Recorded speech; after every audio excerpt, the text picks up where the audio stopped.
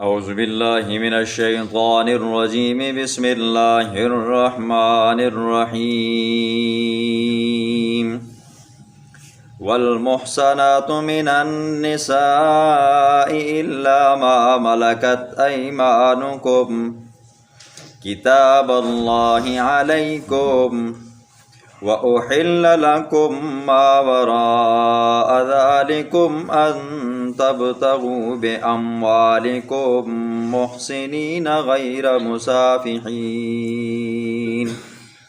فَمَا اسْتَمْتَعْتُم بِهِ مِنْهُنَّ فَآتُوهُنَّ أُجُورَهُنَّ فَرِيضَةً وَلَا جُنَاحَ عَلَيْكُمْ فِيمَا تَرَاضَيْتُم بِهِ مِن بَعْدِ الْفَرِيضَةِ إِنَّ اللَّهَ كَانَ عَلِيمًا حَكِيمًا صدق اللہ العظیم۔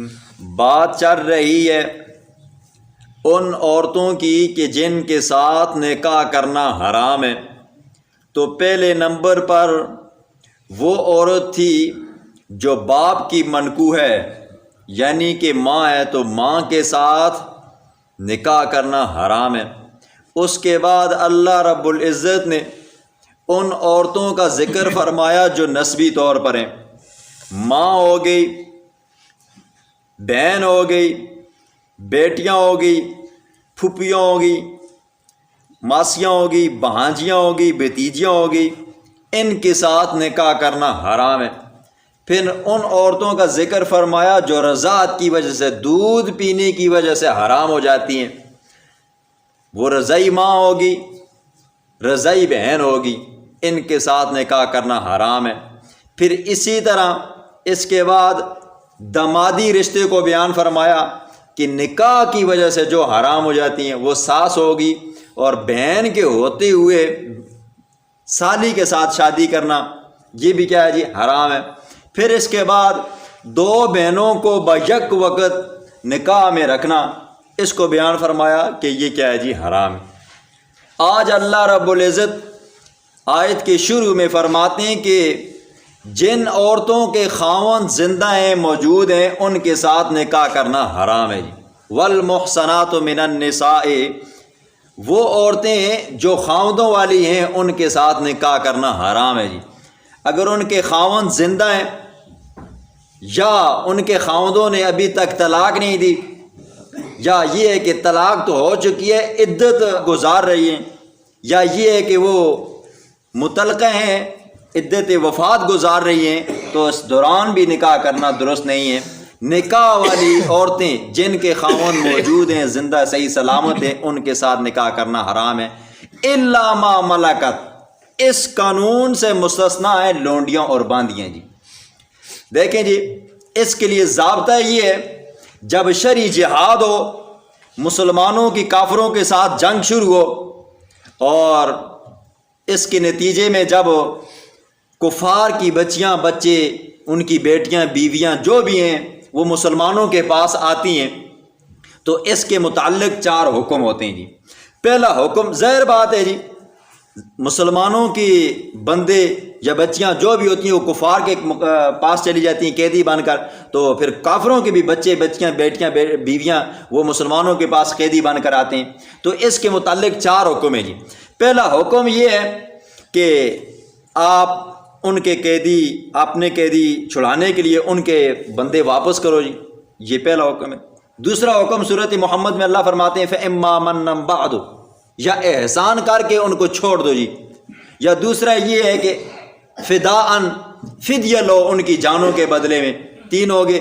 چوتھی صورت یہ ہے کہ وہ نہ واپس کرتے ہیں، یا یہ ہے کہ واپس کرنے کے امکان نہیں ہے، یا تم دینا نہیں چاہتے ہو، تو اب جو جہاد کا جو امیر ہوتا ہے، لشکر کا امیر ہوتا ہے، وہ مجاہدین میں سے کسی نہ کسی ایک کو پکڑ کر، دائیں ہاتھ سے پکڑ کر ایک باندھی اٹھا کر اس کو دیتا ہے کہ یہ آپ کی ملک میں ہے جی۔ اس کو کہتے ہیں ملک یمین۔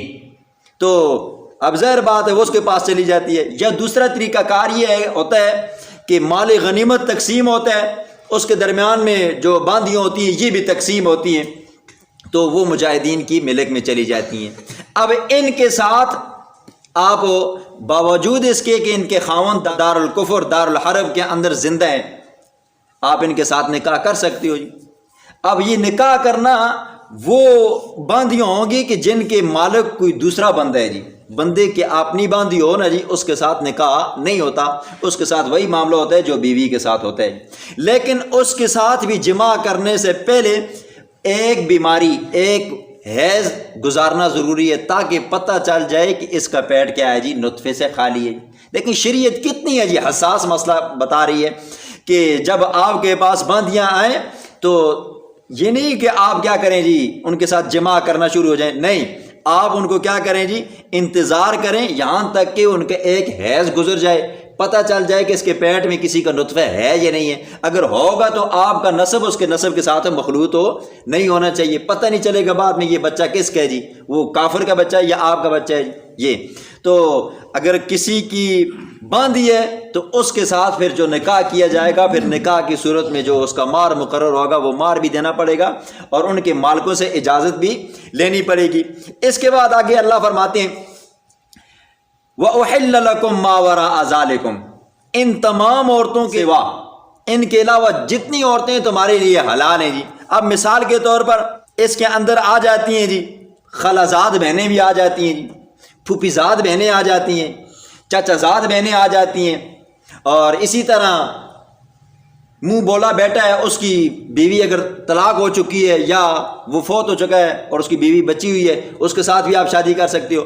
اسی طرح اس کے علاوہ چاچا ہے، چاچے نے اپنی بیوی کو طلاق دی ہے یا فوت ہو چکا ہے جی، چاچی کے ساتھ بھی نکاح کر سکتے ہو جی، لیکن شرط یہ ہے کہ چاچا فوت ہوا ہو۔ پھر مامی ہے جی، وہ بھی غیر محرم ہے جی، اس کے ساتھ بھی آپ جب ماموں فوت ہو گیا ہے یا ماموں نے طلاق دے دی ہے اور ابو اس کے نکاح میں نہیں ہے تو اس کے ساتھ بھی آپ نکاح کر سکتے ہو۔ وَأُحِلَّ لَكُم مَّا وَرَاءَ ذَلِكُمْ، اس سے یہ مراد ہے۔ آگے اللہ فرماتے ہیں أَن تَبْتَغُوا بِأَمْوَالِكُمْ مُحْسِنِينَ غَيْرَ مُسَافِحِينَ، اے مسلمانوں خیال کرنا اس کے علاوہ جب تم باندیوں کے ساتھ شادی کرو گے یا آزاد عورتوں کے ساتھ شادی کرو گے تو شادی کرنے کا مطلب یہ ہے کہ نسل انسانی کی بقا کی حفاظت کرنا ہے۔ دیکھیں جی نکاح کے اندر کیا ہوتا ہے، بندے کی عفت، عصمت، عزت، آبرو سب محفوظ ہوتی ہے جی۔ نکاح کے اندر میاں بیوی جب اکٹھے ہوتے ہیں خدا کی رحمتیں برستی ہیں، اس سے بندے کی زندگی اچھی گزرتی ہے، بڑھاپے میں اس کا ساتھی بن جاتا ہے، اور اسی طرح اللہ پاک ان سے پھر نیک صالح اولادیں بھی دیتے ہیں اور پھر وہ اولادیں بھی ان کو جنت میں لے جانے کا اسباب بنتی ہیں۔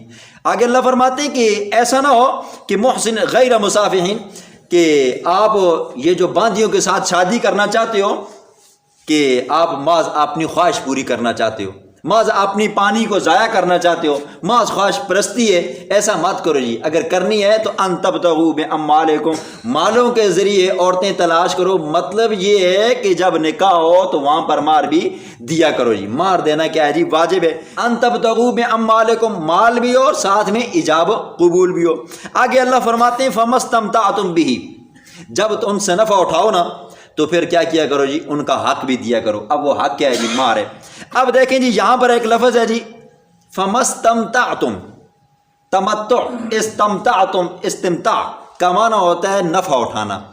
کوئی بندہ کسی بندے سے نفع اٹھائے اس کو استمتاع کہتے ہیں جی، کوئی بندہ کسی چیز سے نفع اٹھائے اس کو استمتاع کہتے ہیں۔ ابھی میرے پاس یہ پھٹا پڑا ہوا ہے، اس کے اوپر میں نے قرآن مجید رکھا ہوا ہے، تو اس سے میں یہ فائدہ حاصل کر رہا ہوں، مجھے یہ سہولت ہے، تو یہ کیا کر رہا ہوں میں جی، استمتاع کر رہا ہوں جی۔ اس کا یہ معنی ہے، بس یہی خلف سے، یہی سلف سے، صحابہ سے، تابعین سے، ائمہ مجتہدین سے نقل ہو کر آ رہا ہے۔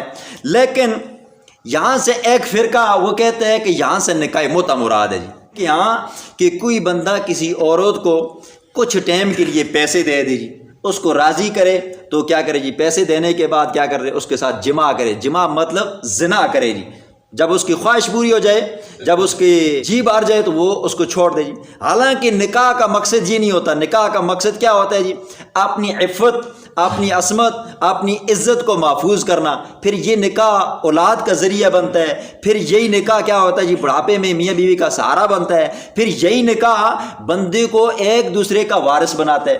جبکہ نکاح متع میں کیا ہوتا ہے، جو شیعوں کے یہاں زنا ہوتا ہے وہ کیا ہوتا ہے جی، بندے کی جو عزت بچی کچی ہوتی ہے نا جی وہ بھی چلی جاتی ہے جی، بازاری اور یہ عورتوں کے ساتھ لگا رہتا ہے۔ دوسرا یہ رہتا ہے بندے کی عفت بھی محفوظ نہیں رہتی جی، بندہ وہ شریف شمار نہیں کیا جاتا، وہ زانی کبابی شرابی شمار کیا جاتا ہے۔ اور دوسرا یہ ہے کہ اس نکاح کے اندر، یہ جو نکاح مت ہے اس کے اندر بندے کو اولاد بھی حاصل کرنا مقصود نہیں ہوتی جی۔ اسی نکاح مت کے اندر بندہ ایک دوسرے کا وارث بھی نہیں بنتا۔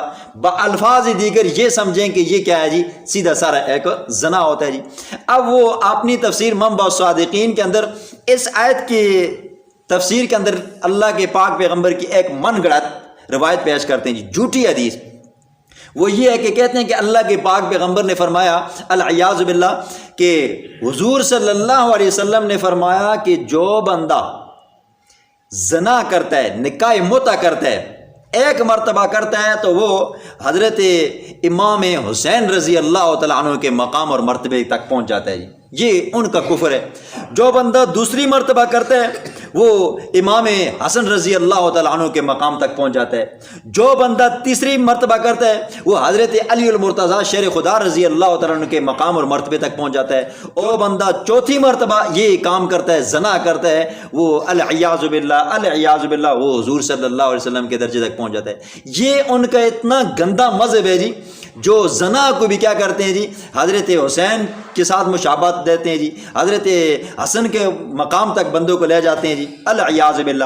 اور پھر وہ دوسری حدیث یہ بھی بیان فرماتے ہیں کہ جب بندہ یہ زنا کرتا ہے پھر اس کے بعد جب غسل کرتا ہے تو اس کے غسل کا ایک ایک قطرہ جب زمین پہ گرتا ہے تو اللہ رب العزت اس ایک ایک قطرے سے 70 فرشتے کیا کرتا ہے جی، پیدا فرماتا ہے۔ اور وہ فرشتے اس کے لیے کیا کرتے رہتے ہیں جی، قیامت کی صبح تک دعائے استغفار کرتے رہتے ہیں۔ اور جو بندہ یہ نکاح متع کا انکار کرتا ہے تو وہ فرشتے اس کے لیے کیا کرتے رہتے ہیں جی، لعنت کرتے رہتے ہیں۔ یہ تو آگی ان کی ایک من گڑھت تہمت آگی، یا یہ سمجھیں کہ من گڑھت ان کی روایت آگی۔ دوسری روایت وہ یہ کرتے ہیں کہ جو بندہ نکاح متع کرتا ہے تو نکاح متع کرنے کے اندر اس بندے کو اتنا ثواب ملتا ہے کہ اس کے جسم کے اوپر جتنے بال ہیں کہ وہ اس بندے کو اتنا ثواب ملتا ہے۔ یہ ان کا من گڑھت واقعہ، اور یہ من گڑھت کس ہے؟ اب وہ کرتے کیا ہے جی، 18 ذی الحجہ کو وہ اپنی بچیوں کو، اپنی بیٹیوں کو، یہ جو ذاکرین ہوتے ہیں، جو ان کے مولوی ہیں، وہ کیا کرتے ہیں، وہ عورتوں کو گمراہ پھسلا کرتے ہیں۔ وہ کرتے ہیں کہ اس رات کے اندر جب آپ نکاح متع کرو گے، متع مطلب زنا، اس دوران آپ کو مائی فاطمۃ الزہرا رضی اللہ تعالیٰ عنہ کی زیارت ہوگی۔ تو عورتیں تو ہوتی ہی جی سیدھی سادھی بولی بالی سی ہیں، تو وہ مائی فاطمۃ الزہرا رضی اللہ تعالیٰ عنہ کے دیدار کی خاطر وہ جاتی ہیں وہاں پر، پھر وہ کیا کرتے ہیں جی، وہاں پر ان کے ساتھ زنا کرتے ہیں جی۔ وہ پھر کدھر دیدار ہوتا ہے جی، اللہ معاف فرمائے۔ تو وہ اس سے کیا کرتے ہیں جی، نکاح متع مراد لیتے ہیں۔ حالانکہ نکاح متع کے بارے میں امام ترمذی رحمہ اللہ نے حضرت علی المرتضیٰ شیر خدا رضی اللہ تعالیٰ عنہ، جن کو شیعہ اپنا پہلا امام مانتے ہیں، اور ہم حضرت علی المرتضیٰ رضی اللہ تعالیٰ عنہ کو اپنا چوتھا خلیفہ مانتے ہیں جی، وہ اپنے امام کی بھی نہیں مانتے جی۔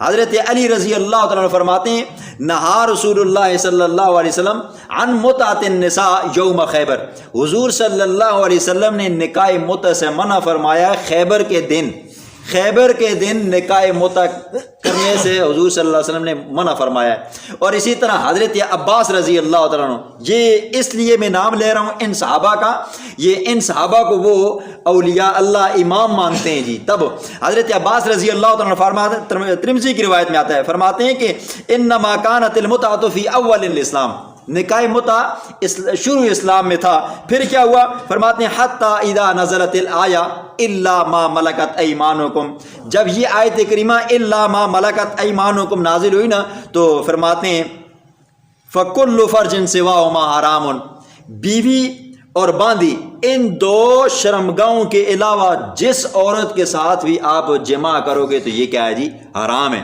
یہ شیعوں کے بھی امام ہیں حضرت علی رضی اللہ تعالیٰ عنہ، حضرت عباس رضی اللہ تعالیٰ عنہ، اور وہ اپنے امام کی بھی نہیں مانتے جی۔ جب یہ زنا کی بات آتی ہے نا جی، پھر وہ اپنے امام کی بھی نہیں مانتے، دعویٰ کیا کرتے ہیں جی، ہم اہل بیت سے محبت کرتے ہیں، حالانکہ اہل بیت کہتے ہیں کہ یہ نکاح متع کیا ہے جی، حرام ہے، اور وہ کہتے ہیں جی حلال ہے۔ پھر ان کے یہ فضائل بیان کرتے ہیں اور اہل بیت سے اوپر لے کر جاتے ہیں جی۔ اور جو بندہ، جو مذہب اتنا گندا ہو، اپنی ماں کے ساتھ اپنی بہنوں کے ساتھ نکاح متع زنا کرتا ہو اور وہ اس کی اتنی شانیں بیان کرتا ہو تو اس مذہب کی کیا لاج ہوگی، تو اس کے ماننے والوں کی کیا لاج ہوگی۔ آگے اللہ فرماتے ہیں وَمَن لَّمْ يَسْتَطِعْ مِنْكُمْ طَوْلًا أَن يَنكِحَ الْمُحْصَنَاتِ، جو بندہ آزاد عورتوں کے ساتھ نکاح کرنے کی طاقت نہیں رکھتا ہے، اب تو باندیاں ہیں نہیں ہے جی، تو فرمایا جو بندہ آزاد عورتوں کے ساتھ نکاح کرنے کی طاقت نہیں رکھتا تو پھر وہ بندہ کیا کرے جی، باندیوں کے ساتھ کیا کرے جی، نکاح کرے۔ اگر کسی اور کی ہے تو نکاح کرے، اگر اپنی ہے تو پھر کیا کرے جی، اس کے ساتھ وہ گزارا کرے جی۔ لیکن اگر کسی اور کی ہے تو پھر مالک کی اجازت کا ہونا بھی ضروری ہے، اور جب وہ نکاح میں آ جائیں تو پھر نکاح میں آنے کا مطلب بھی کیا ہو جی، نکاح ہی ہو، نہ کہ اپنی خواہش پوری کرنی ہو، نہ کہ وقت ٹائم پاس کرنا ہو۔ اور پھر فرمایا جب وہ عورتیں نکاح میں آ جائیں تو پھر ان باندیوں کے لیے بھی حکم ہے، وہ حکم یہ ہے پھر وہ نکاح کے اندر آئیں اور آنے کے بعد ادھر ادھر منہ مت ماریں جی، نہ وہ پوشیدہ طور پر کسی کے ساتھ زنا کریں، نہ چھپ چھپ آ کر کسی اور کے ساتھ جارانے لگائیں جی۔ لیکن اگر کیا کرتی ہیں جی، جارانے لگاتی ہیں اور کیا کرتی ہیں جی، وہ زنا وہ کرتی ہیں، تو پھر فرمایا پھر آزاد عورتوں کے مقابلے میں ان کی کیا ہے جی، سزا کیا ہے جی، آدھی ہے، ان کو کیا لگیں گے جی، 50 کوڑے لگیں گے۔ یہ کیا ہے جی، باندیوں کی سزا ہے۔ چونکہ رجم آدھا ہو نہیں سکتا تو ان کے رجم کی جگہ پھر کوڑے آگے، اور کوڑے کیا ہے جی، 100 کے مقابلے میں پھر ان کو 50 لگیں گے۔ یہ باندیوں کی سزا ہے۔